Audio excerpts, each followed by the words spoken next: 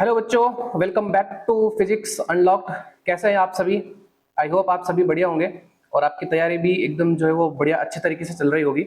तो आज की क्लास में जो है वो हम रीनीट रिवीजन के अंदर रे ऑप्टिक्स से रिलेटेड पीवाईक्यू करेंगे और ये इसका जो है वो कौन सा सेकंड पार्ट है। फर्स्ट पार्ट जो है वो हमने किया था, उसके अंदर हमने रे ऑप्टिक्स से जो रिलेटेड है वो शॉर्ट नोट्स और उससे रिलेटेड जो है वो कुछ पीवाईक्यूज हमने किए थे। तो वीडियो काफी लंबी हो चुकी थी, तो हमने जो है वो इसका अब सेकंड पार्ट जो है वो अपन इसका कर रहे हैं। तो इसके लिए अपन जो वो इसके बचे हुए पीवाईक्यू है उसको अपन करेंगे, ठीक है ना। लगभग जो है वो 15-20 पीवाईक्यूज कुछ बच गए थे और काफी अच्छे जो है वो प्रीवियस ईयर के क्वेश्चन है, तो उनको अपन करेंगे। तो बढ़ते हैं अपन आगे। और हमने जो है वो लगभग यहां तक हमने कर लिया था। थोड़ा सा अपन इसको देख लेते हैं। ये चलिए, यहां से जो है वो हमें इसको करना था, ठीक है ना। आई थिंक हाँ, यहां तक हमने कर लिया था। यहां से जो है वो हमें इसको आगे बढ़ाना है। तो चलिए इसको अपन शुरू करते हैं, ठीक है। और बाकी कुछ बातें अपन बीच बीच में करते रहेंगे। तो ये यहां पर रख देते हैं इसको।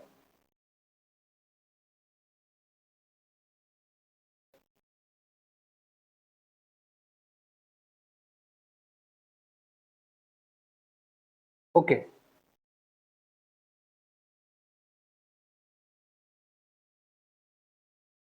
चलिए तो अब जो है वो अपन आगे बढ़ते हैं।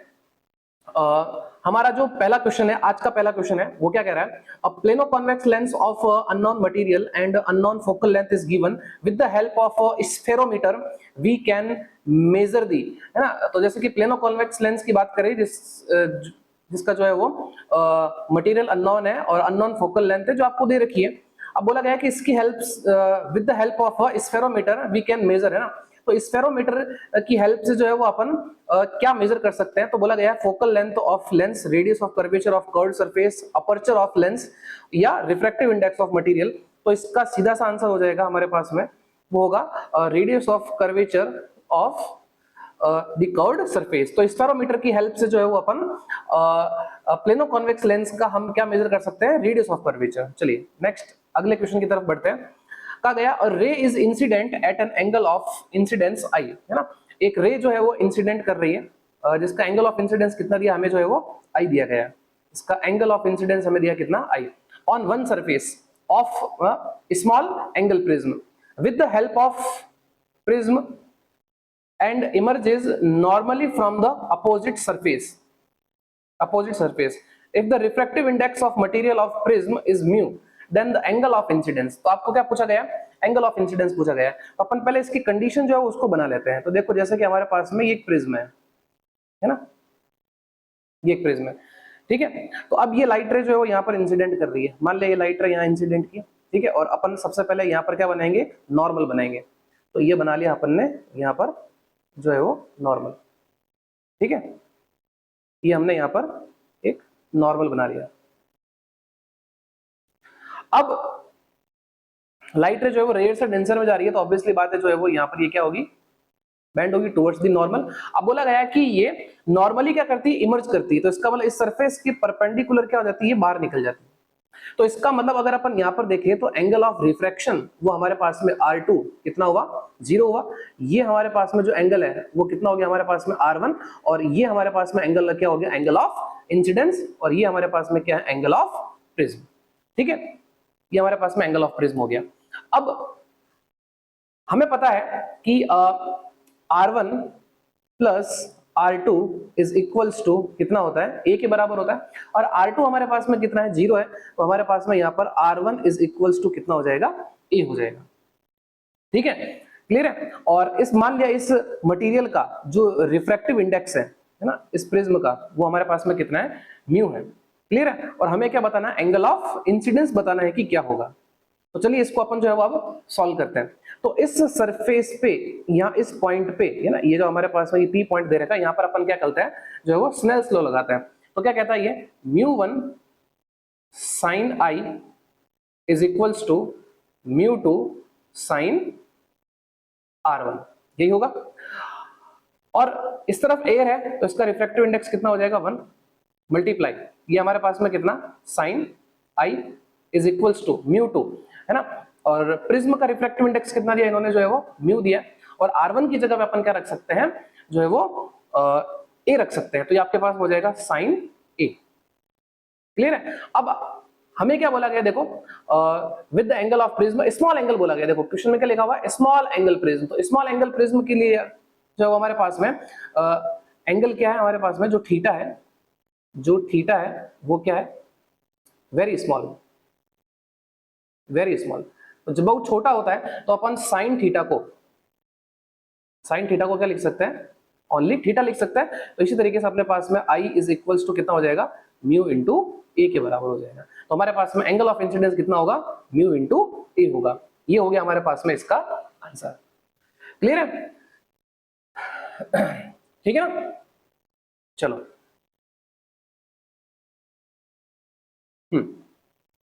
अब अपन आगे बढ़ते हैं अगले क्वेश्चन की तरफ। नेक्स्ट, तो देखो ये आपको जो है वो क्वेश्चन दे रखा है, two similar thin convex lens of focal length f each are kept coaxially in contact with each other such that the focal length of combination is f1 when the space between two lenses is filled with glycerin which has the same refractive index as that of glass, then the equivalent focal length is f2। तो आपको f1 और f2 का ratio बताना है। देखो question में बिल्कुल जो है वो यहाँ पर क्लियर बोला गया कि दो इक्वी कॉन्वेक्स लेंस है और उनको जो है वो एयर में रखा गया है ना, कोएक्सियली रखा गया है, और उनकी फोकल लेंथ उनके कॉम्बिनेशन की कितनी आती है, f1 आती है। अब क्या किया गया है कि उनके बीच में जो है वो ग्लिसरीन मीडियम भर दिया गया है, और फिर उसके बाद में जो उनकी जो कॉम्बिनेशन की जो फोकल लेंथ आती है वो कितनी आती है हमारे पास में, जो है वो f2 निकल के आती है। तो आपसे ये पूछा गया है कि उस f1 और f2 का जो है वो रेशियो बताओ क्या होगा। समझ में आ गई ना बात। तो क्वेश्चन तो आपको क्लियर हो चुका होगा। अब अपन जो है वो इसको कुछ इसी तरीके से जो अपन करने की कोशिश करते हैं। तो सबसे पहले अपन ये देखते हैं कि एयर के लिए देखते हैं। तो इसके लिए जो हमारे पास में जो है वो दो कंडीशन दे रखी है। तो सबसे पहले फर्स्ट कंडीशन पे आते हैं अपन, है ना। फर्स्ट कंडीशन, है ना, इन एयर मीडियम की बात करते हैं। तो एक तो हमारे पास में हो गया ये, और दूसरा हो गया हमारे पास में ये, ठीक है ना। और क्या, two similar thin equiconvex lens, ठीक है ना। दोनों क्या है, इक्वी कॉन्वेक्स है, दोनों लेंस सेम है, और जिनकी फोकल लेंथ कितनी दे रखी है, f दे रखी है, ठीक है, विथ ईच अदर। और फोकल लेंथ कितनी दी इनकी, f1 दी इनके कॉम्बिनेशन की। तो अपन यहाँ पे अगर देखें तो इसकी भी फोकल लेंथ कितनी है, f, और इसकी भी फोकल लेंथ कितनी है, f। तो अगर अपन इसका रिजल्टेंट देखें तो क्या हो जाएगा, 1/f1 is equals to 1/f plus 1/f। तो ये अपने पास में कितना हो जाएगा, 2/f। क्लियर है। तो यहां से हमारे पास में f1 इज इक्वल्स टू कितना आ जाएगा हमारे पास में, f/2। तो f1 कितना आ गया हमारे पास में, f/2। क्लियर है। अब आगे बढ़ते हैं अपन। अब हमारे पास में इसकी सेकंड कंडीशन पे आते हैं। सेकंड कंडीशन कौन सी दे रखी है, ये दे रखी है अपने को कौन सी, ग्लिसरीन। तो इन ग्लिसरीन जो है वो ग्लिसरीन, इन ग्लिसरीन। तो ग्लिसरीन की बात करेंगे तो देखो कुछ इस तरीके से हो जाएगा। अभी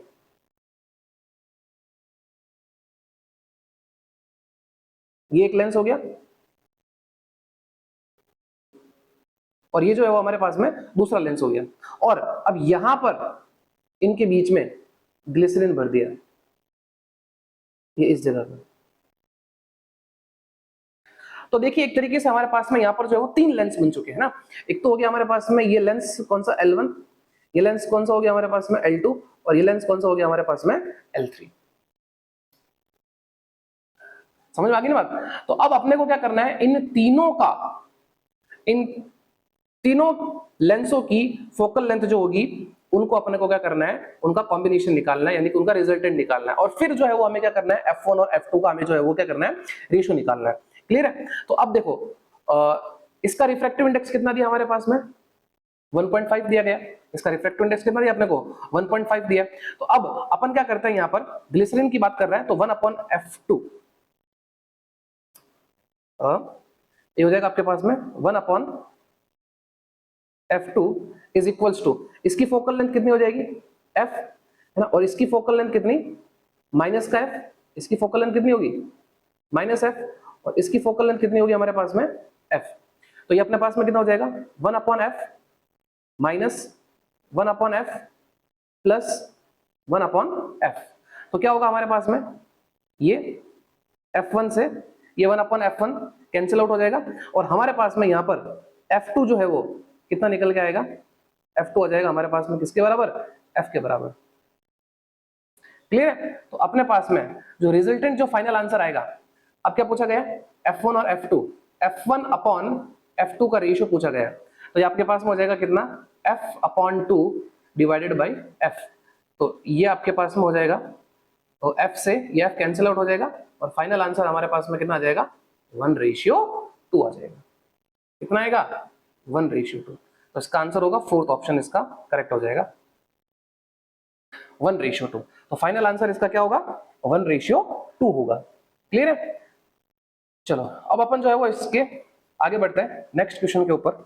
ये आपको क्लियर हो चुका होगा। अगला क्वेश्चन हमारे पास में ये in total internal reflection when the angle of incidence is equal to critical angle for the pair of media in contact, then what will be the angle of refraction। आपसे पूछा गया एंगल ऑफ रिफ्रैक्शन जो है वो क्या होगा। तो बहुत क्लियर है, टोटल इंटरनल रिफ्लेक्शन पे टोटल इंटरनल रिफ्लेक्शन दिया गया when the angle of incidence is equal to critical angle for the pair of media in contact, what will be the angle of refraction। तो answer सीधा होगा इसका क्या 90 degree. कैसे होगा तो आपको पता होना चाहिए, जैसे कि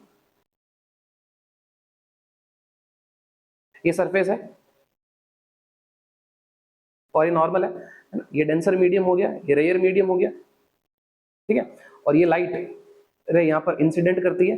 तो ये जो एंगल ऑफ इंसिडेंस है, अगर ये क्रिटिकल एंगल के बराबर होता है तो लाइट रे क्या करती है, ग्रेज करती है, यही होता है। और ये जो एंगल ऑफ रिफ्रैक्शन है, ये एंगल ऑफ रिफ्रैक्शन जो कितना होता है 90 डिग्री होता है। यही पूछा गया था, तो इसका आंसर सीधा हो जाएगा कितना 90 डिग्री हो जाएगा। क्लियर है? चलो अगले क्वेश्चन की तरफ बढ़ते हैं। क्या बोला गया, the refractive index of material of a prism is √2। ठीक है, और फिर उसके बाद पूछा गया and the angle of prism is 30 degree. क्या क्या दिया गया आपको क्वेश्चन के अंदर, refractive index of material of prism is √2, refractive index ये दिया गया, और एंगल ऑफ प्रिज्म जो कितना दिया गया आपको 30 डिग्री दिया गया। फिर क्या बोला गया, one of the two refracting surface of prism is made a mirror। तो देखो कुछ इस तरीके से, ये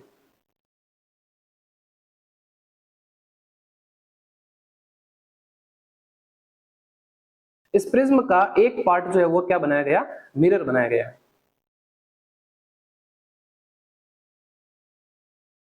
ये मिरर हो गया, ठीक है ना, ये मिरर हो गया। क्लियर है?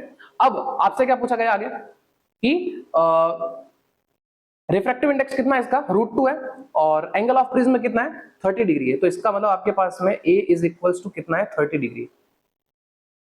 ये कितना दिया गया 30 डिग्री दिया गया। अब इसके बाद आगे क्या बोला गया, a beam of monochromatic light entering the prism from the other face will retrace its path. जैसे कि मान लो ये लाइट है यहाँ इंसिडेंट की, और फिर ये यहाँ टकराई, तो ये टकराई तो वापस क्या हो गई, इसी पाथ को जो है वो ये लौट गई, इसी पाथ से लौट गई, ये इस तरीके से। तो अगर अपन यहां देखें तो यहाँ R2 बराबर में कितना हो जाएगा 0 हो जाएगा, R2 बराबर कितना हो जाएगा 0 हो जाएगा। ठीक है, और ये अपने पास में बन जाएगा एंगल ऑफ इंसिडेंस। ये नॉर्मल बना लेते हैं अपन यहाँ पर, ये नॉर्मल हो गया, ठीक है, ये अपने पास में एंगल ऑफ इंसिडेंस हो गया, ठीक है, और ये हो गया आपके पास में एंगल ऑफ रिफ्रैक्शन। अगर अपन यहां देखें तो ये A इज इक्वल्स टू क्या होता है R1 प्लस R2, और R2 0 है, तो हमारे पास में R1 इज इक्वल्स टू किसके बराबर होगा, A के बराबर, और A कितना है हमारे पास में 30 डिग्री। A कितना हमारे पास में 30 डिग्री है। क्लियर? अब आपसे क्या पूछा गया, it's angle of incidence. Angle of incidence क्या होगा, तो अब R1 मिल गया आपको जो है वो कितना 30 डिग्री है ना, और इस तरफ एयर है, तो एयर है, तो एयर का रिफ्रैक्टिव इंडेक्स कितना होता है हमारे पास में 1 होता है।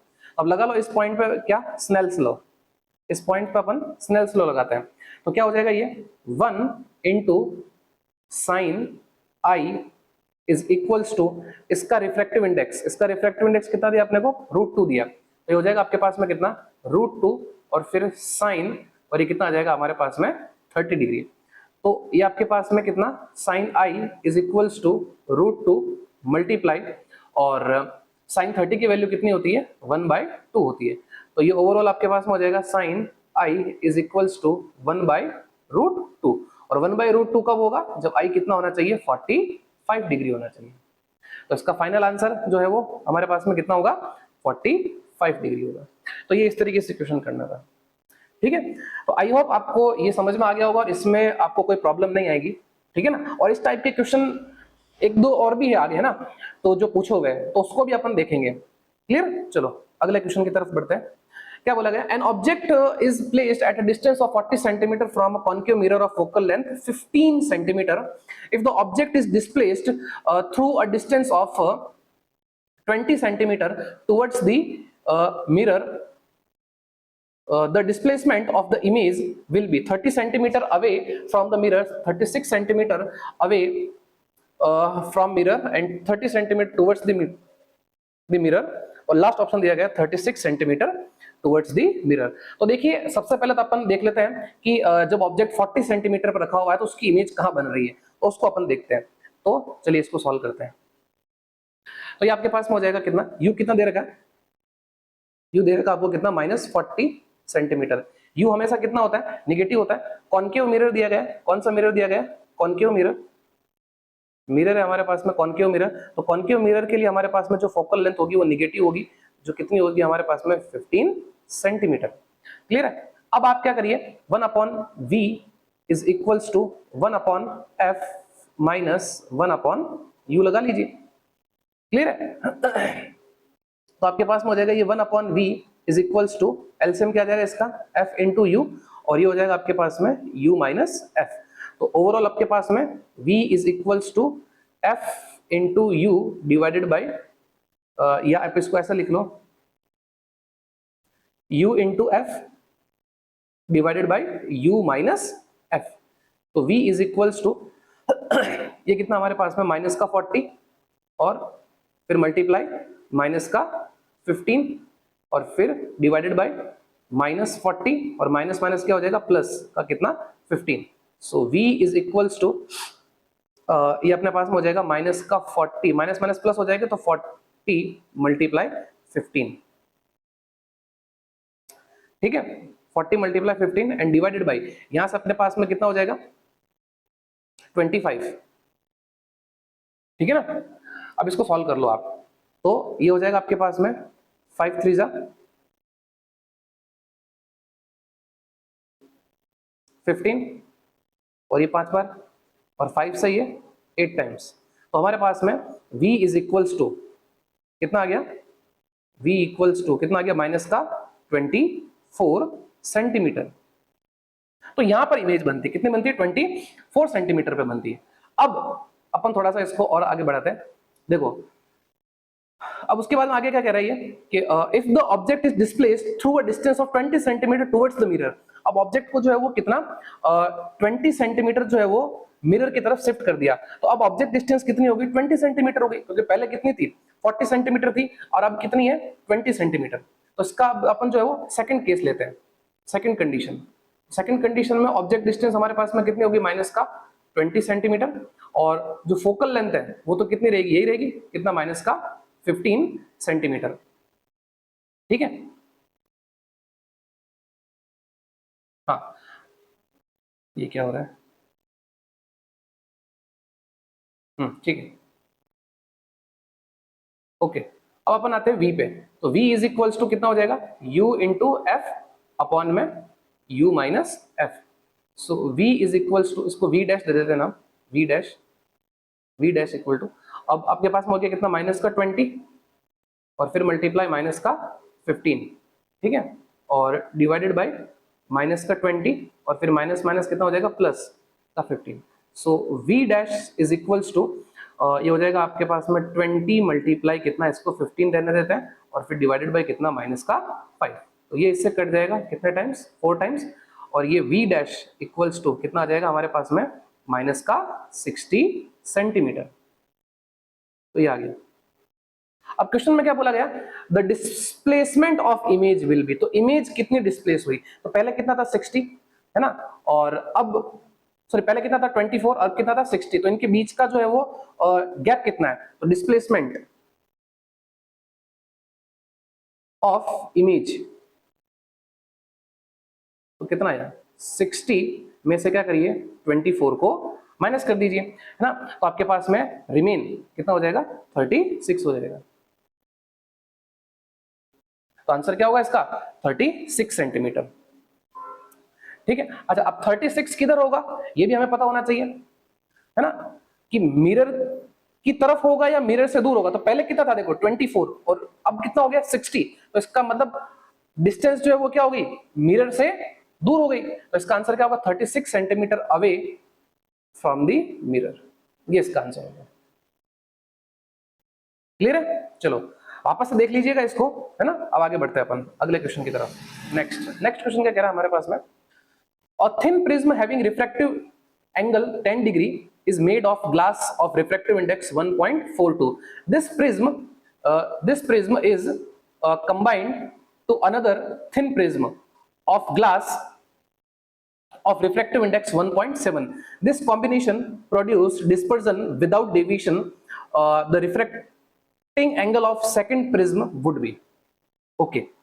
देखो इसमें एक चीज दी है, क्या बोला गया, this combination produce dispersion without deviation, तो डेविएशन है ही नहीं, तो इसका मतलब ये हुआ कि del 1 minus del 2 equals to कितना होगा 0 होगा, क्योंकि ये क्या है विदाउट डेविएशन, क्या ये विदाउट डेविएशन, डेविएशन है ही नहीं। और del इज इक्वल्स टू कितना होता है, del इक्वल्स टू हमारे पास में होता है कितना म्यू माइनस 1 इंटू ए, ये होता है हमारे पास में। तो अब इसको अपन लिखेंगे सीधा कितना म्यू 1 माइनस 1 मल्टीप्लाई a1 और फिर माइनस म्यू 2 माइनस 1 और फिर कितना a2 इज इक्वल्स टू कितना 0। अब हमें a2 चाहिए तो इसको उधर शिफ्ट कर लेंगे, तो हमारे पास में ये हो जाएगा a2 is equals to mu 1 minus 1 multiply a1 and divided by mu 2 minus 1। अब वैल्यू रख लेंगे अपन यहाँ पर, है ना, तो म्यू वन हमें जो है वो कितना दिया 1.42 दिया गया, म्यू 1 कितना दिया गया 1.42, तो 1.42 माइनस 1 एंड डिवाइडेड बाई, और ये कितना दिया म्यू 2 1.7 माइनस 1 और फिर मल्टीप्लाई एंगल ऑफ प्रिज्म कितना दिया हमारे पास में 10 डिग्री, तो मल्टीप्लाई बाय 10 डिग्री, तो ये हो जाएगा आपके पास में कितना 0.42 एंड डिवाइडेड बाय ये हो जाएगा आपके पास में कितना 0.7 और फिर मल्टीप्लाई कितना 10। ठीक है, तो ये अपन क्या करेंगे यहाँ से पॉइंट और यहाँ से पॉइंट ही हटाएंगे, तो अपने पास में जो है वो नीचे जो है वो एक जीरो बच जाएगा, तो ये इससे 10 से 10 कैंसिल आउट हो जाएगा और ये इससे कितना 6 टाइम कैंसिल आउट हो जाएगा, तो अपने पास में a2 इज इक्वल्स टू कितना आ गया 6 डिग्री आ गया, ये अपने पास में आंसर आ गया। तो a2 कितना हमारे पास में 6 डिग्री है, तो refracting angle of second prism should be कितना होगा 6 डिग्री होगा, तो ये इसका आंसर होगा। ठीक है, चलिए नेक्स्ट क्वेश्चन पे बढ़ते हैं अपन आगे और इसको आप सॉल्व करिए, है ना, बड़ी अच्छा क्वेश्चन है ये।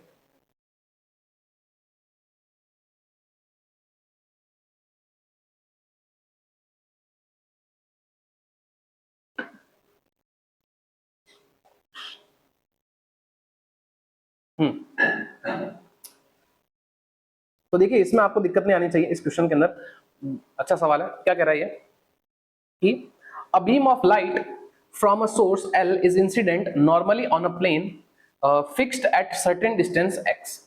From the source the beam is reflected back as a spot on a scale placed just above the source L.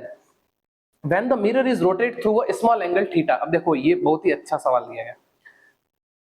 When the mirror is rotated through a small angle theta, the spot of light is found to move through a distance y on a scale. The angle theta is given by. अब देखिए ये question आपको कुछ इस तरीके से कह रहा है कि अगर आप मिरर को थीटा रोटेट करते हैं, है ना, तो यही चीज बोली गई है। देखो मैं आपको एक चीज बता देता हूं कि जब भी अगर किसी मिरर को, है ना, थीटा अगर आप रोटेट करते हो तो रिफ्लेक्टेड रे कितना 2 थीटा से रोटेट हो जाती है सेम डायरेक्शन के अंदर। ये मैंने लास्ट क्लास के अंदर बताया था, है ना, कि अगर आप किसी भी मिरर को अगर थीटा रोटेट करते हो तो रिफ्लेक्टेड रे जो होती है वो 2 थीटा एंगल से सेम डायरेक्शन के अंदर क्या जाती है, रोटेट हो जाती है। ये आपको पता होना चाहिए, ठीक है ना। तो अब देखिए, जैसे कि मान लीजिए मिरर जो है वो पहले ऐसे रखा हुआ था, अब जो है वो इसको क्या किया गया, थीटा जो है वो रोटेट किया गया,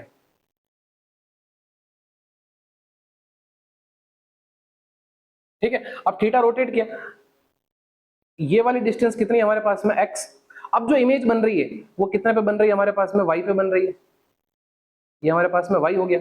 और ये जो एंगल है ये कितना रोटेट किया इसको, ये थीटा, तो ये एंगल कितना हो गया हमारे पास में, थीटा, सॉरी 2 थीटा।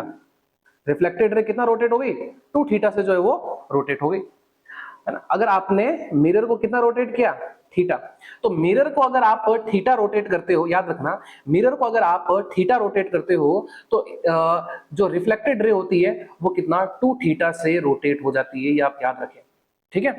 तो अब यहां से अपन जो है वो tan 2 थीटा निकालते हैं, तो tan 2 theta is equals to, tan 2 theta is equals to क्या हो जाएगा, परपेंडिकुलर अपॉन बेस, तो ये हो जाएगा आपके पास में y अपॉन में x। अब क्या बोला गया, थीटा बहुत छोटा है, देखो क्वेश्चन में लिखा गया है ना, यहाँ पे क्लियर बोला गया है थ्रू स्मॉल एंगल, ये लिखा गया देखो small angle theta, so theta is very small, theta is very small. तो इसका मतलब ये हुआ कि हम tan 2 थीटा को जो है वो नियरली इक्वल टू थीटा लिख सकते हैं। तो ये हो जाएगा आपके पास में 2 theta is equals to y divided by x, तो यहां से हमारे पास में थीटा इज इक्वल्स टू आ जाएगा कितना, वाई अपॉन में 2x, ये इसका आंसर होगा। तो क्या आंसर आया इसका, theta is equals to y upon में 2x, तो वाई अपॉन 2x यानी कि कौन सा, फर्स्ट ऑप्शन जो है वो इसका क्लियर हो जाएगा। क्लियर है, तो ये आपको जो क्वेश्चन समझ में आ गया होगा। चलो नेक्स्ट क्वेश्चन पे बढ़ते हैं अपन आगे, अब अगले क्वेश्चन की तरफ।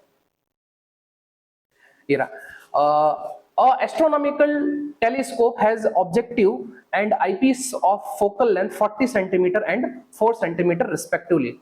So to view an object 200 centimeter away from the objective, the lenses must be separated by a distance. तो कहने का मतलब है इस क्वेश्चन के अंदर आपसे सीधा जो है वो दोनों लेंस के बीच की डिस्टेंस को जो है वो आपसे पूछा गया है, ठीक है ना। जिसमें आपको ऑब्जेक्टिव लेंस की फोकल लेंथ और आईपीस की फोकल लेंथ जो आपको दे दी, यानी कि ऑब्जेक्टिव लेंस की फोकल लेंथ आपको कितनी दी, 40 सेंटीमीटर, और आईपीस की जो है वो आपको फोकल लेंथ कितनी दी है, 4 सेंटीमीटर, ठीक है। और ऑब्जेक्ट को जो है वो कहां रखा गया है, कितना, 200 सेंटीमीटर पे जो है वो रखा गया। क्लियर है, तो अपन यहां से जो है वो ऑब्जेक्टिव लेंस के लिए उसकी इमेज डिस्टेंस निकाल लेते हैं। तो अपने पास में क्या हो जाएगा, ये 1 अपॉन में VO is equals to 1 upon में एफओ, और फिर माइनस 1 अपॉन में यूओ।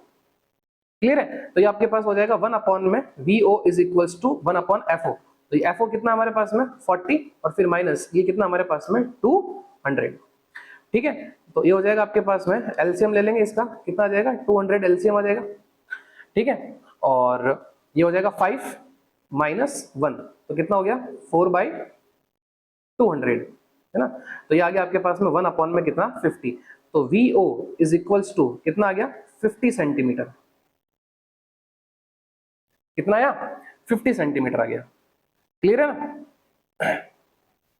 ओके। चलो तो अब आगे बढ़ते हैं अपन। अब क्या पूछा गया आपको, दोनों लेंस के बीच की डिस्टेंस क्या होगी, यानी कि एक तरीके से आपको जो है वो क्या पूछा गया है, ट्यूब लेंथ पूछा गया है। क्या पूछा गया है, ट्यूब लेंथ पूछा गया है। तो ट्यूब लेंथ हमारे पास में कितना हो जाएगा, ट्यूब लेंथ एक तो हो जाएगा VO प्लस में FE, तो VO कितना हमारे पास में 50, और फिर प्लस FE कितना हमारे पास में 4, तो ओवरऑल हमारे पास में कितना आ गया 54 सेंटीमीटर, ये इसका आंसर होगा 54 सेंटीमीटर। तो ऑप्शन नंबर 4 हो जाए जो है वो इसका करेक्ट हो जाएगा। क्लियर है, चलो अगले क्वेश्चन की तरफ बढ़ते हैं अपन।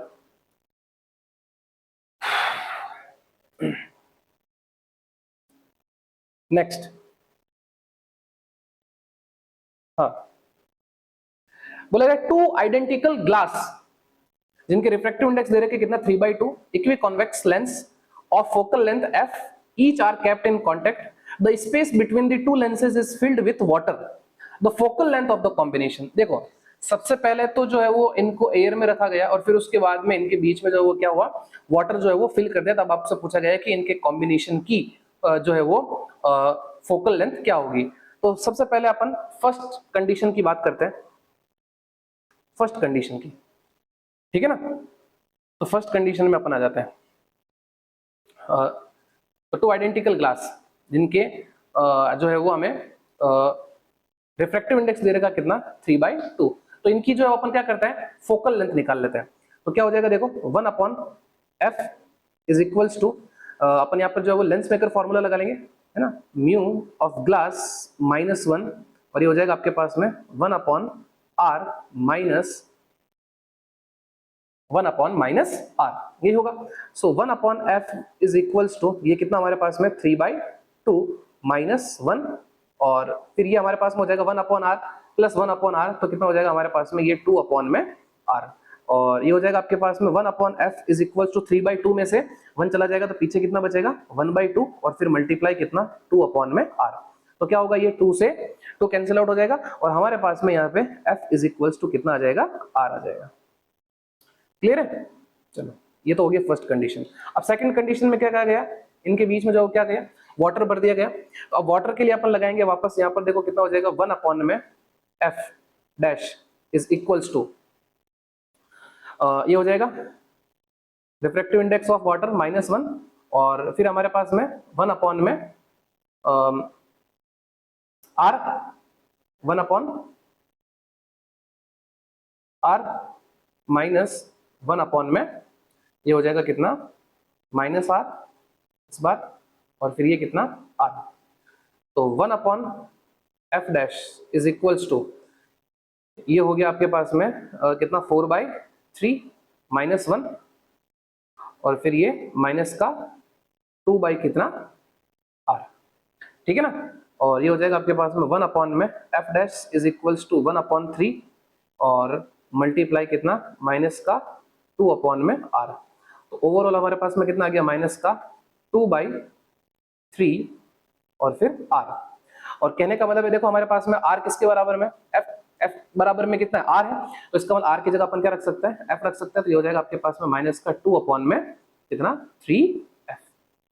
अब देखिए एक तरीके से 2 इक्वी कॉन्वेक्स लेंस है ना। तो 2 इक्वी कॉन्वेक्स लेंस है तो कुछ इस तरीके से अगर अपन बनाए इसको डायग्राम, अगर अपन इसका डायग्राम कुछ इस तरीके से बनाए है ना, तो ये देखो ये एक लेंस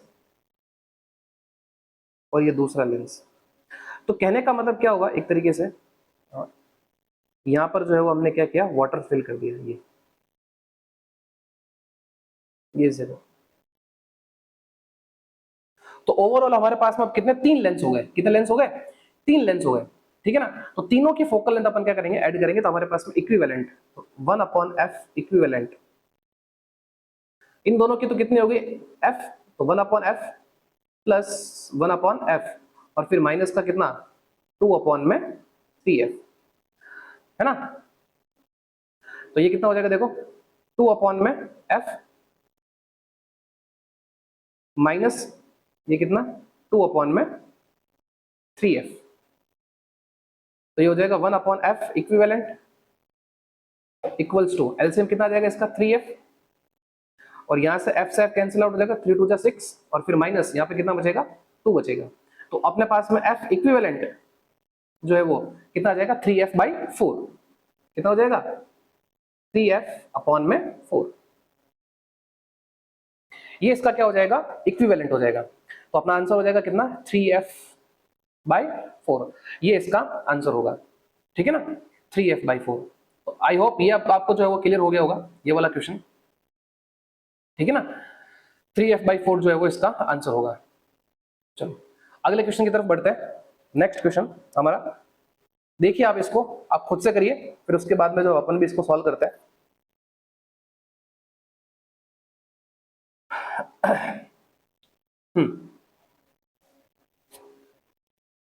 क्या कह रहा है देखो ये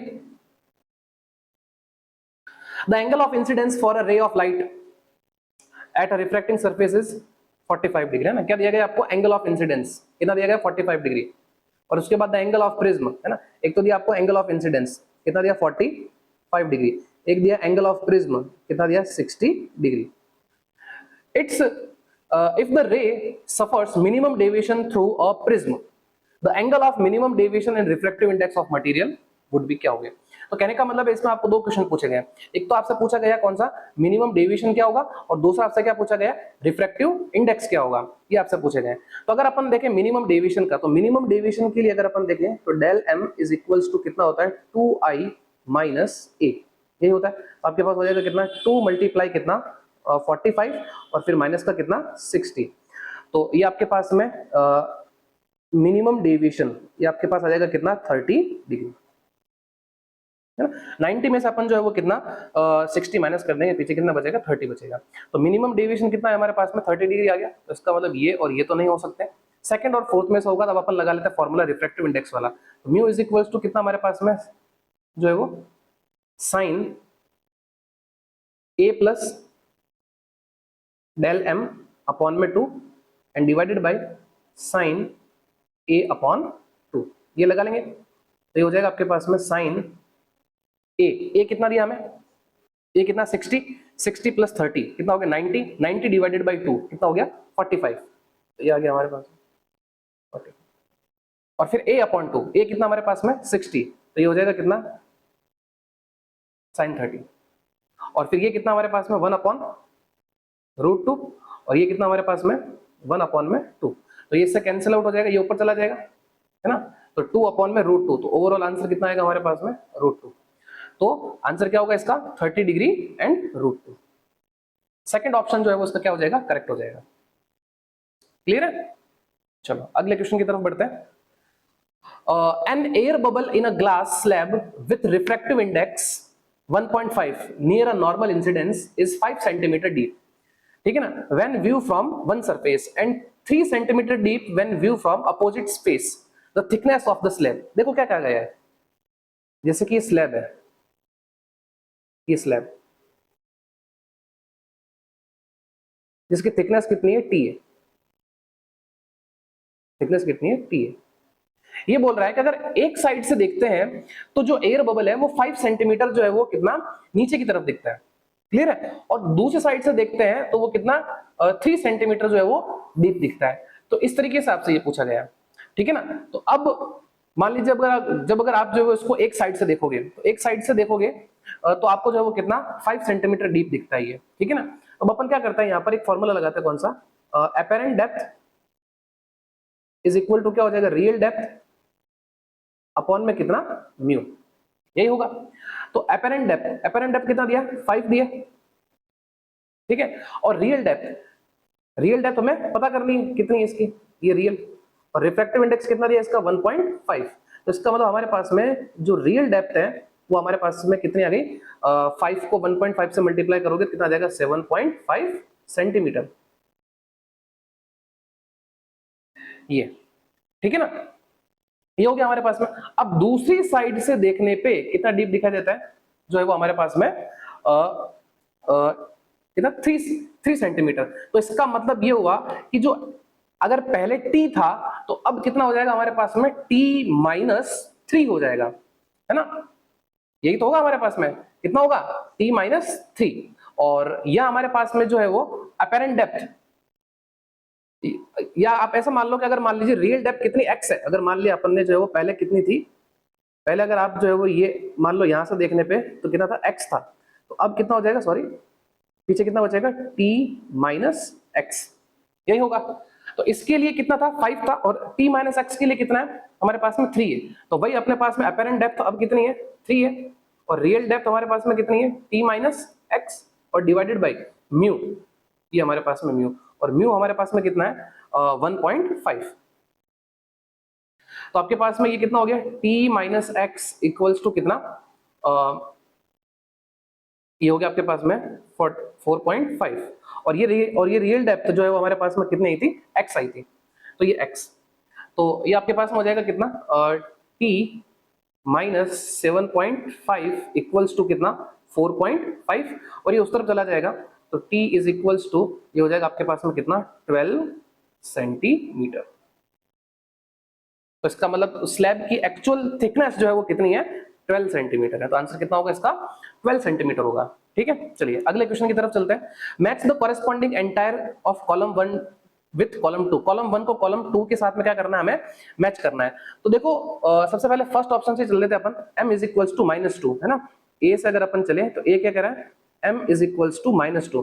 तो माइनस से क्या समझ में आता है, माइनस से हमें क्या समझ में आता है कि एक तो जो इमेज होगी वो कैसी होगी, रियल इमेज होगी।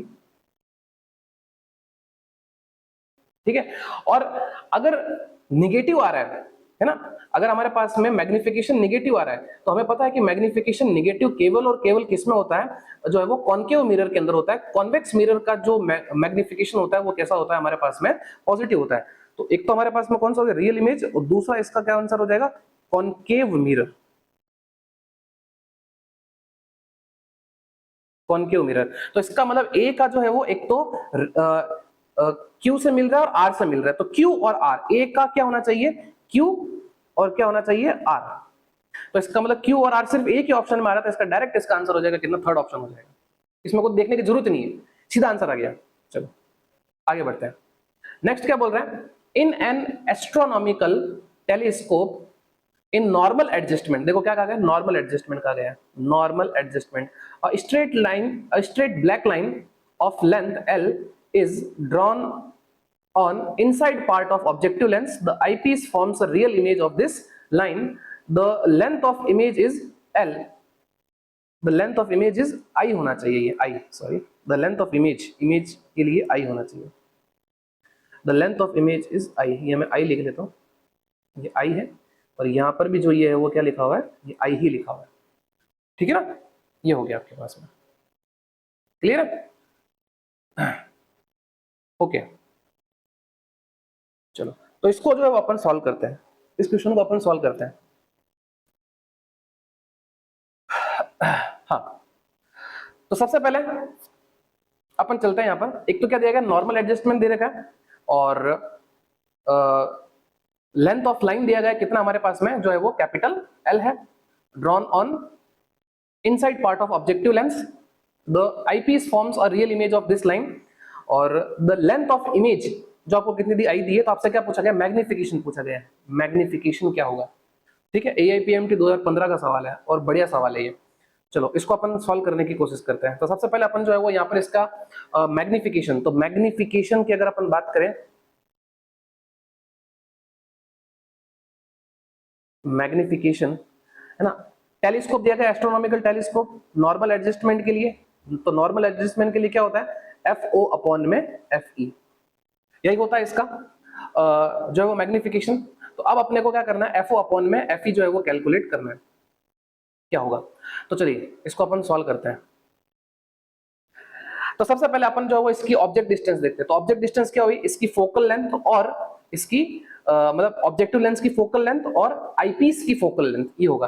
तो यहाँ पर अपन इसकी ऑब्जेक्ट डिस्टेंस निकालते हैं। तो ऑब्जेक्ट डिस्टेंस हमारे पास में होगी u is equals to minus FO plus FE, ये क्या हो गई इसकी ऑब्जेक्ट डिस्टेंस हो गई। ठीक है ना, तो अब अपन जो है वो इसका मिरर सॉरी, अब जो अपन यहाँ पर लेंस फॉर्मूला यूज करते हैं। देखो आपको क्या फाइंड करना है, मैग्निफिकेशन फाइंड करना है, और एस्ट्रोनॉमिकल टेलीस्कोप का जो मैग्निफिकेशन होता है फॉर नॉर्मल एडजस्टमेंट वो कितना होता है, FO अपॉन में FE होता है। तो ये निकालने के लिए हमने क्या किया, सबसे पहले जो है वो ऑब्जेक्ट डिस्टेंस निकाल ली, कितना हो गया FO प्लस FE, क्योंकि इसकी फोकल लेंथ, इसकी फोकल लेंथ कितनी होगी FO, और इसकी फोकल लेंथ ये हमारे पास में कितनी होगी FE होगी। क्लियर है ना। चलो तो ये हमने क्या निकाल लिया, ऑब्जेक्ट डिस्टेंस निकाल लिया। अब लगा लो फॉर्मूला कौन सा, 1 अपॉन में V is equals to 1 upon U minus 1 upon में कितना F, ये अपन लगा लेते हैं। इसको मैं थोड़ा सा इधर लेके आ जाता हूँ, ठीक है ना। तो अब रख लो यहाँ पर, सो 1 अपॉन में V इज इक्वल्स टू ये कितना आपके पास में माइनस FO प्लस FE, ठीक है। और फिर आपके पास में ये हो जाएगा कितना, -1 अपॉन में FE। क्लियर है। तो यहां से अपन जो है वो इसका एलसीएम ले लेंगे, क्या आएगा एलसीएम, FO प्लस FE, यही होगा। तो ये तो इससे कैंसिल आउट हो जाएगा, यहाँ पर, और एक आ जाएगा हमारे पास में क्या, एफ ई। तो ये हो जाएगा कितना, माइनस का एफ ई, और फिर ये इससे कैंसिल आउट हो जाएगा, तो ये हो जाएगा आपके पास में माइनस माइनस प्लस ये एफ ओ, और फिर हमारे पास में ये हो जाएगा कितना, ये माइनस का हो गया एफ ओ प्लस एफ ई मल्टीप्लाई में एफ ई, एलसीएम आ गया, तो एफ ओ प्लस एफ ई से ये कैंसिल आउट हो गया, तो ये मल्टीप्लाई हो गया यहाँ पर, तो ये आपके पास में आ गया माइनस का एफ ई, और इसको थोड़ा सा, और ये माइनस माइनस प्लस हो गया, तो एफ ओ प्लस एफ ई। तो यहां से हमारे पास में क्या होगा, ये एफ ई से एफ ई कट जाएगा, ये एफ ई से ये एफ ई कैंसिल आउट हो गया, और इसको अपन क्या करेंगे, रेसिप्रोकल कर लेंगे। तो रेसिप्रोकल करेंगे तो आपके पास में आ जाएगा v इज इक्वल्स टू, ये हो जाएगा F e multiply f O plus F e and divided by f ओ, ये मिल गया हमें, ठीक है ना। अब मैग्निफिकेशन क्या कहता है, height of image upon height of object, यही होता है ना। मैग्निफिकेशन क्या होता है, height of image upon height of object, इसको अपन क्या लिखते हैं, v अपॉन में u से लिखते हैं। अब v हमारे पास में कितना है, एफ ई एफ ओ प्लस एफ ई, और फिर डिवाइडेड बाय कितना, एफ ओ, एंड डिवाइडेड कितना, माइनस का एफ ओ प्लस एफ ई। अब ये माइनस भले हटा दो यहां से, कोई दिक्कत नहीं है। ये तो क्या होगा, यहां से ये कैंसिल आउट हो जाएगा, F O plus F E से एफ ओ plus F E cancel out हो गया, तो हमारे पास में यहां पर height of image upon height of object, या जिसको अपन बोल रहे हैं क्या, v अपॉन में u इज इक्वल्स टू कितना आ जाएगा, एफ ई अपॉन में एफ ओ, एफ ई अपॉन में एफ ओ, ये आ गया, ठीक है। अब हमें क्या करना है कि क्या पूछा गया, मैग्निफिकेशन। अब मैग्निफिकेशन पूछा गया है तो हम यहाँ पर क्या करते हैं कि जो इमेज है जिसको अपन किससे लिख रहे हैं, आई से लिख रहे हैं, और जो ऑब्जेक्ट है उसको अपन किससे लिख रहे हैं, एल से लिख रहे हैं। तो अब मैं इसको थोड़ा सा छोटा करता हूं क्योंकि ये काफी बड़ा हो जाएगा, जगह कम रहेगी, ठीक है। इसको ऐसे कर देते हैं, ओके चलो, तो ये हो गया। अब अपन जो है वो यहाँ पर हाइट ऑफ इमेज कितना हो गया हमारे पास में, माइनस का I and divided by height of object, ये हमारे पास में कितना हो गया, एल हो गया, इज इक्वल्स टू, है ना। अब यहां से हमारे पास में ये हो जाएगा एफ ई अपॉन में एफ ओ, तो एफ ई अपॉन एफ ओ यही होगा ना, एफ ई मल्टीप्लाई एफ ओ प्लस एफ ई, या इसको अगर आप ऐसे देखो सीधे डायरेक्ट हो जाएगा ना ये, तो एफ ई अपॉन में कितना, एफ ओ, और एफ ओ अपॉन में एफ ई क्या होता है, मैग्निफिकेशन होता है, तो ये आपके पास में कितना हो जाएगा, 1 अपॉन में एम, ठीक है ना। माइनस को भले अभी हटा दो, ठीक है ना, माइनस को भले अभी हटा दो, तो यहां से आपके पास में m इज इक्वल्स टू क्या हो जाएगा, एफ ओ अपॉन में f e is equals to l upon में कितना, आई। सीधा सा आंसर हो गया इसका, एल अपॉन आई। तो आंसर क्या होगा इसका, फर्स्ट ऑप्शन इसका करेक्ट हो जाएगा, एल अपॉन आई हो जाएगा। क्लियर है, चलो अगले क्वेश्चन पे चलते हैं, फटाफट चलते हैं, देखो यहाँ पर चलो क्या कह रहा है, a beam of light consisting of red green and blue, है ना। जैसे कि इस प्रिज्म पे जो है वो कितनी जो है वो 3 लाइट आ रही है, रेड ग्रीन और blue, incident on a right angle prism, the refractive index of material of prism for the above red green and blue wavelength are 1.39 1.44 and 1.47 respectively। तो अब अपने को क्या करना है, सबसे पहले देखिए यहाँ पर जो वो क्रिटिकल एंगल निकालो, किसका टीआईआर होगा किसका टीआईआर नहीं होगा। तो क्रिटिकल एंगल हमें क्या करना पड़ेगा, यहाँ पर निकालना पड़ेगा। तो क्रिटिकल एंगल कैसे निकालते हैं, क्रिटिकल एंगल तो हमारे पास में हो जाएगा सॉरी हाँ क्रिटिकल एंगल, तो क्रिटिकल एंगल हमारे पास में कितना 45 डिग्री, क्रिटिकल एंगल कितना हमारे पास में 45 डिग्री, है ना। ये क्लियर हो जाएगा, क्योंकि जब ये लाइट यहाँ आएगी इंसिडेंट करेगी, तो ये ऐसा इंसिडेंट करेगी तो ये भी नॉर्मल बनेगा, है ना। फिर ये भी 45 डिग्री होगा, ये भी 45 डिग्री होगा इस तरीके से, और फिर ये वापस ये भी कितना होगा 45 डिग्री होगा। तो कहने का मतलब है क्रिटिकल एंगल सीधा सा हो गया हमारे पास में कितना 45 डिग्री। अब रिफ्रैक्टिव इंडेक्स, तो म्यू इज इक्वल्स टू कितना 1 अपॉन में साइन सी, तो ये आपके पास में कितना हो गया 1 अपॉन में साइन 45, तो ये 1/√2, तो म्यू कितना आया, √2 आया, यानी कितना 1.414। ये तो अब म्यू कितना है हमारे पास में 1.414। तो इसका मतलब देखो रेड का है ना, ग्रीन का और ब्लू का क्या है, तो रेड का जो रिफ्लेक्टिव इंडेक्स है ना, वो म्यू से क्या है, कम है, कम है, ठीक है। और अगर अपन बात करें फिर उसके बाद में ग्रीन का रिफ्लेक्टिव इंडेक्स म्यू से क्या है, ज्यादा है। और फिर बात करें ब्लू का, तो ब्लू का भी रिफ्लेक्टिव इंडेक्स क्या है, म्यू से ज्यादा है। तो इसका मतलब क्या होगा, रेड कलर जो क्या हो जाएगा, सेपरेट हो जाएगा किससे, ग्रीन और ब्लू कलर से। तो separate the red colour apart from the green and blue colour. Second option में ब्लू कलर बोल रहे हैं और 3 कलर आर अनदर सेपरेट बोल रहे हैं, तीनों कलर जो सेपरेट होंगे, बोलेगा नॉट सेपरेट द 3 ऑल। तो इसका फाइनल आंसर क्या होगा, separate the red colour apart from the green and blue, क्योंकि रेड कलर का जो रिफ्रैक्टिव इंडेक्स है वो क्या है, म्यू से कम है। जो एक्चुअल म्यू है, जो इसका रिफ्रैक्टिव इंडेक्स है किसका, प्रिज्म का, उससे क्या है हमारे पास में कम आ रहा है, इसलिए जो है वो क्या हो जाएगा, सेपरेट हो जाएगा, और ग्रीन और ब्लू का क्या हो जाएगा, TIR हो जाएगा। चलिए आगे बढ़ते हैं अगले क्वेश्चन की तरफ। ये दे रहा, अच्छा ये क्वेश्चन भी पहले के जैसा ही है। देखो यहाँ पर हमारे पास में एक तो लेंस ये हो गया, टेनो कॉन्वेक्स लेंस बोला, तो एक लेंस तो ये हो गया, दूसरा लेंस ये हो गया, है ना। और फिर बात करें तीसरा लेंस ये वाला हो गया,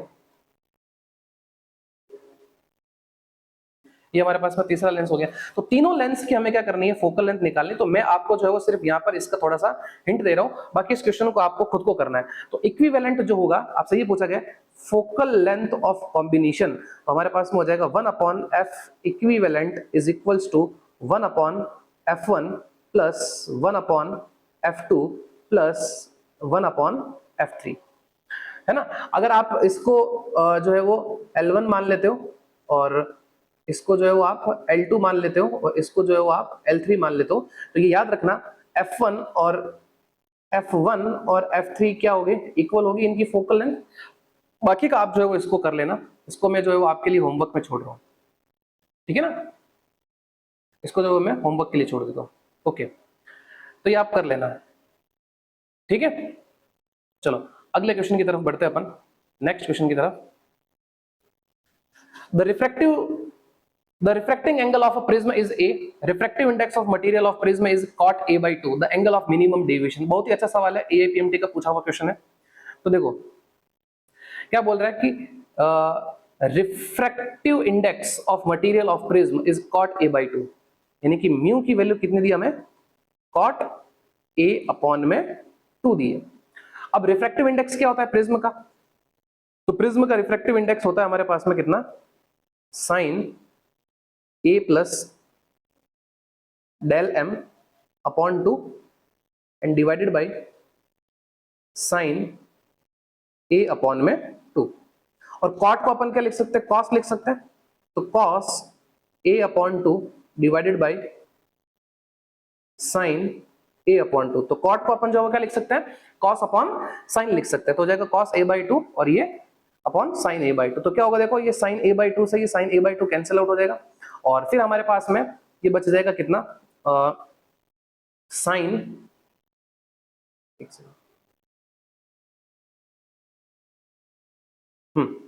sin A plus del m upon 2 is equals to, अच्छा cos थीटा को अपन क्या लिख सकते हैं, sin लिख सकते हैं, तो sin 90 minus theta is equals to क्या हो जाएगा, cos थीटा, है ना। तो अपन ने cos A/2 का लिख लिया, sin 90 माइनस थीटा, तो दोनों तरफ से sin हटा रहे हैं, तो अपने पास में हो जाएगा क्या, A plus del m upon 2 equals to LCM आ जाएगा इसका कितना, इस तरफ से 2, और ये हो जाएगा कितना 180 माइनस का कितना A, तो ये क्या हो जाएगा 2 से ये 2 कैंसिल आउट हो जाएगा। अब आपसे क्या पूछा गया क्वेश्चन के अंदर, the angle of minimum deviation, minimum deviation क्या होगा, तो A को उधर शिफ्ट करेंगे, तो हमारे पास में हो जाएगा ये del m equals to 180 minus A minus A, तो ये हो जाएगा आपके पास में कितना 2A, तो del m is equals to कितना आ गया 180 माइनस 2A, तो ये इसका आंसर होगा 180 माइनस 2A। चलिए अगले क्वेश्चन की तरफ चलते हैं। If the focal length of objective lens is increased, क्या बोला गया, focal length of objective lens is increased then the magnifying power. ठीक है ना, तो मैग्नीफाइंग पावर क्या होगी, तो ये हमें बताना है। अब ये आप करिए, इसको देखो, इसको करिए। फोकल लेंथ ऑब्जेक्टिव लेंस के अगर बढ़ा देते हैं तो मैग्नीफाइंग पावर पे क्या इफेक्ट पड़ता है।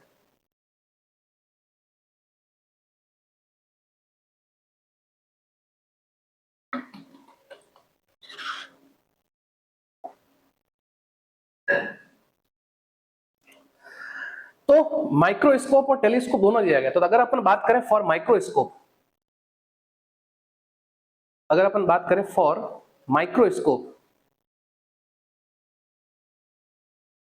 माइक्रोस्कोप की, तो माइक्रोस्कोप की जो मैग्नीफाइंग पावर होती है वो क्या होती है, माइनस का L अपॉन में FO मल्टीप्लाई D अपॉन में FE। और वही अगर अपन बात करें फॉर टेलीस्कोप, टेलीस्कोप, तो टेलीस्कोप के लिए जो मैग्नीफाइंग पावर होती है वो होती है क्या, FO अपॉन में FE। तो माइक्रोस्कोप में जो मैग्नीफाइंग पावर है वो ऑब्जेक्टिव लेंस की फोकल लेंथ के इनवर्सली प्रोपोर्शनल। और यहां अगर अपन बात करें, ये क्या हो गया यहां पर, इस सॉरी, ऑब्जेक्टिव लेंस की फोकल लेंथ के डायरेक्टली प्रोपोर्शनल। तो इसका मतलब क्या होगा, माइक्रोस्कोप की जो मैग्नीफाइंग पावर है, अगर ऑब्जेक्टिव लेंस की फोकल लेंथ को बढ़ाते हैं, ऑब्जेक्टिव लेंस की अगर आप फोकल लेंथ को बढ़ाओगे तो मैग्नीफाइंग पावर जो है, ये लिखा हुआ यहाँ पर, मैग्नीफाइंग पावर किसकी, माइक्रोस्कोप की क्या करेगी, डिक्रीज करेगी। और वहीं अगर अपन देखें टेलीस्कोप की, तो टेलीस्कोप की जो मैग्नीफाइंग पावर है वो ऑब्जेक्टिव लेंस की फोकल लेंथ के डायरेक्टली प्रोपोर्शनल है। तो इसका मतलब वहां पर क्या हो जाएगी, बढ़ जाएगी। तो माइक्रोस्कोप की तो क्या करेगी, डिक्रीज करेगी, बट टेलीस्कोप की क्या करेगी, इंक्रीज करेगी। तो इसका आंसर जो है वो फोर्थ इसका आंसर हो जाएगा। क्लियर है। चलो अगले क्वेश्चन पे चलते हैं। N angle of prism is a prism angle दिया है, one of its refracting surface is silvered, एक सरफेस को क्या गया, सिल्वर किया गया। तो इसको अपन बना लेते हैं। देखो ऐसा पहले क्वेश्चन किया था हमने, और मैंने बोला भी था आगे क्वेश्चन और आएगा। या इसको हटाते हैं एक बार।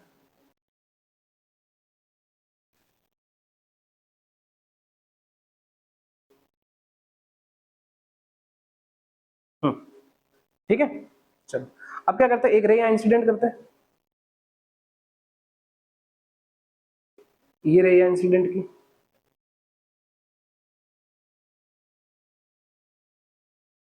ठीक है, और फिर उसके बाद क्या बोला, एक सरफेस इसका सिल्वर है, तो ये वाला सरफेस अपन क्या करते हैं, इसका सिल्वर कर लेते हैं। ठीक है ना, यानी मिरर बना देते हैं एक तरीके से। और फिर क्या कहेगा, लाइट रे falling eight an angle of incidence 2a, angle of incidence अपने को 2a दिया है। ये तो इसका एंगल ऑफ इंसिडेंस, ये एंगल ऑफ इंसिडेंस कितना दिया हमें, 2a दिया गया। ठीक है ना, एंगल ऑफ इंसिडेंस कितना दिया, 2a दिया। और फिर क्या बोल रहा है, 2a returns back through the same path. अच्छा, वापस यहां पे टकराई, लाइट रे यहां टकराई और वापस इसी पाथ को फॉलो किया। तो इसका मतलब अपन देखें यहां पर, तो R2 कितना हो गया, 0 हो गया। और प्रिज्म एंगल कितना है हमारे पास में, a है।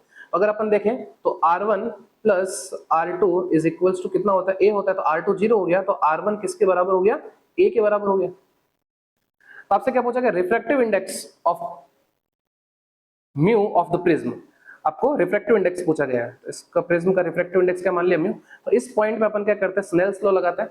तो वही हमारे पास में mu one sine I is equals to mu two sine R. तो म्यू1 कितना हो जाएगा, 1 हो जाएगा, ए रहा, आई कितना दे रखा है, 2a, तो ये 2a, ये कितना हो गया म्यू, और साइन आर, आर कितना हमारे पास में, a के बराबर। ठीक है ना।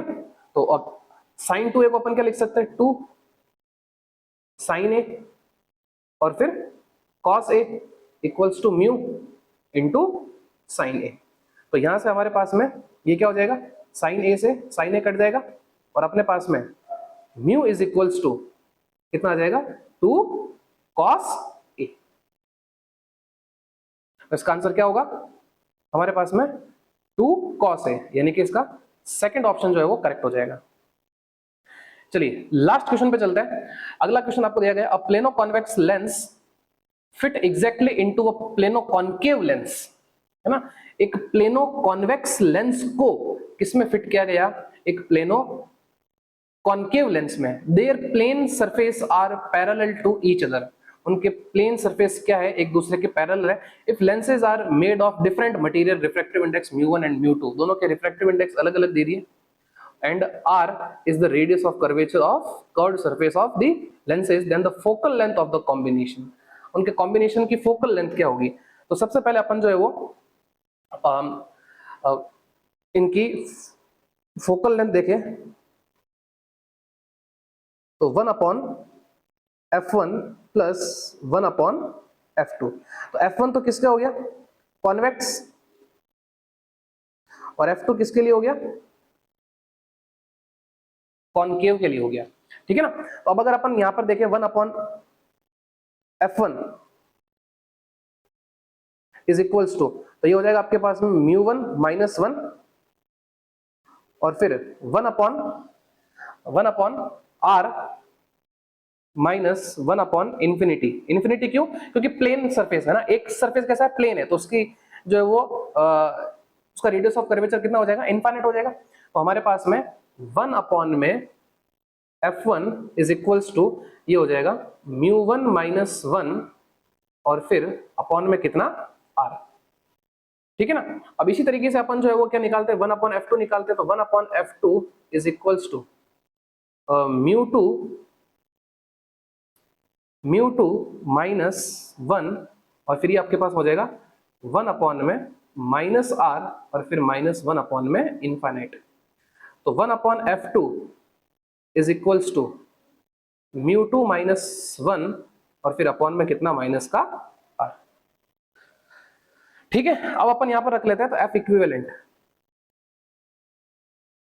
ये आपके पास में हो जाएगा, देखो r ऊपर चला जाएगा, r डिवाइडेड बाई ये हो जाएगा अपने पास में कितना, μ1 - 1, ठीक है, और ये फिर हो जाएगा माइनस r अपॉन में उल्टा, एक सेकंड उल्टा हो गया क्या,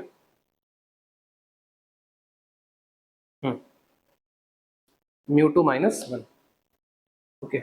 एलसीएम, तो इसका एलसीएम, इसको पहले क्या करते हैं अपन, पलट देते हैं, तो अपने पास में हो जाएगा ये 1 में F इक्विवेलेंट का हो जाएगा, F equivalent equals to μ1 - 1 upon में r और फिर माइनस μ2 - 1 अपॉन में r, ठीक है ना, सही है।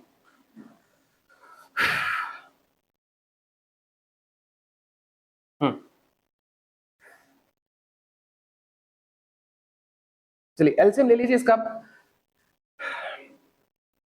एक सेकेंड रुकिए।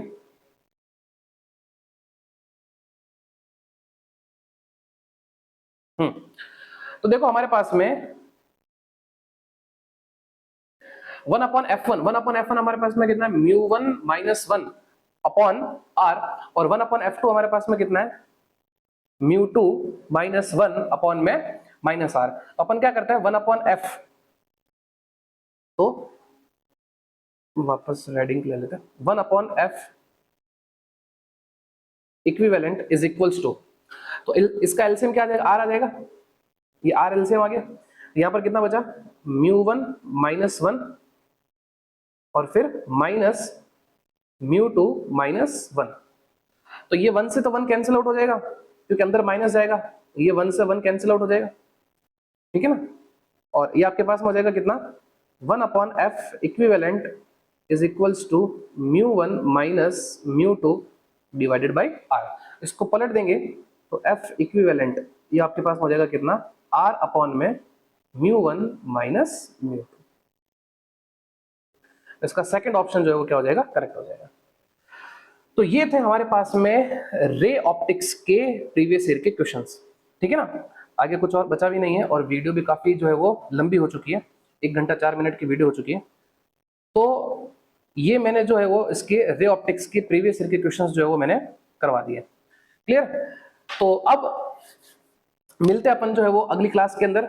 आप जो है वो इसी तरीके से पढ़ते रहिए, और जो भी आपको डाउट आते हैं उनको आप सॉल्व करिए, और अगर किसी में प्रॉब्लम आती है तो आप मुझे भी सेंड कर सकते हैं, ठीक है ना? और अगला जो है वो हमारे पास में जो जो चैप्टर होगा वो होगा वेव ऑप्टिक्स। मैं जहां तक यही देख रहा हूँ कि वेव ऑप्टिक्स से लेने की कोशिश कर रहा हूँ, वेव ऑप्टिक्स लेंगे, और अगर कोई और भी होगा तो अपन देख लेंगे। लेकिन जो हमारे पास में रे ऑप्टिक्स था वो हाई वेटेज रखता है, तो इसलिए अपन ने जो है वो इसको किया, ठीक है ना? तो इसके प्रैक्टिस कीजिएगा इन्हीं क्वेश्चनों की, तो लगभग जो है वो आपके सारे कॉन्सेप्ट जो है वो इसके अंदर रिवाइज हो जाएंगे। और मैं आपको फिर से वही चीज बोलता हूँ कि सब पढ़ने की बजाय ये है कि हम स्मार्ट तरीके से पढ़े, क्योंकि सब पढ़ने जाओगे तो कुछ भी नहीं पढ़ पाओगे। तो इसलिए है कि हम स्मार्ट तरीके से पढ़े, है ना? और कुछ भी अगर आपको दिक्कत आए तो आप मुझे बता सकते हैं, ठीक है? तो मिलते हैं नेक्स्ट क्लास में। Thank you so much.